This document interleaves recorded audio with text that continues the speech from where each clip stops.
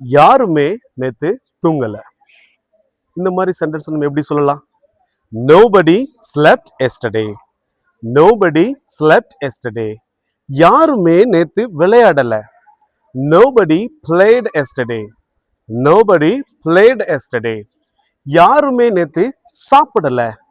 Nobody ate yesterday. Nobody ate yesterday. இந்த மாதிரி sentence section நம்ம எப்படி உருவாக்கலாம்?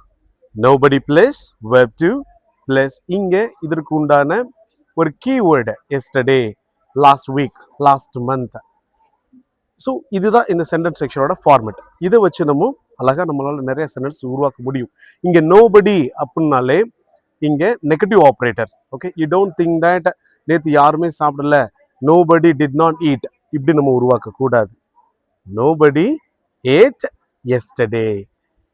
இங்கே ஏன் நம்ம டிட் நாட் கொடுக்கல? பிகாஸ் நோபடி அப்படின்றது ஒரு நெகட்டிவ் சப்ஜெக்ட், ஐ மீன் நெகட்டிவ் ஆப்ரேட்டர். ஸோ அதனால இங்கே டிட் நாட் போடக்கூடாது. ஓகேங்களா? Okay guys, right. ஓகே, இப்போ இங்க நீங்க இந்த சென்டென்ஸ் ஸ்ட்ரக்சர் உருவாக்கணும் அப்படின்னா நம்மளுக்கு ஃபர்ஸ்ட் உங்களுக்கு என்ன தெரியணும்? verb to தெரியணும். verb to அப்படின்னா என்ன அப்படின்னு ஃபர்ஸ்ட் உங்களுக்கு தெரியணும். ஆகையால் நீங்க verb to தெரிஞ்சால் மட்டும்தான் இந்த சென்டென்ஸ் உங்களால உருவாக்க முடியும்.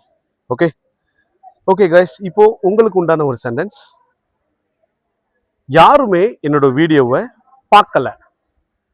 இது எப்படி நீங்க சொல்லலாம் அப்படிங்கிறத மறக்காம கீழே காமெண்ட் பண்ணுங்க. ஓகே கைஸ், இதனால் வரைக்கும் என்னை தொடர்ந்து ஃபாலோ பண்ண எனது அனைத்துயிர் நண்பர்களுக்கும் எனது மனமார்ந்த நன்றி. Okay guys, if you like this video please don't forget to follow, like, share and comment. இது போன்ற நிறைய வீடியோக்கள் தொடர்ந்து உங்களுக்காக அப்டேட் பண்ணிக்கிட்டே இருக்கேன். என்னை தொடர்ந்து நீங்கள் ஃபாலோ பண்ணிக்கிட்டே வாங்க. Definitely I will make you speak in English. Bye bye.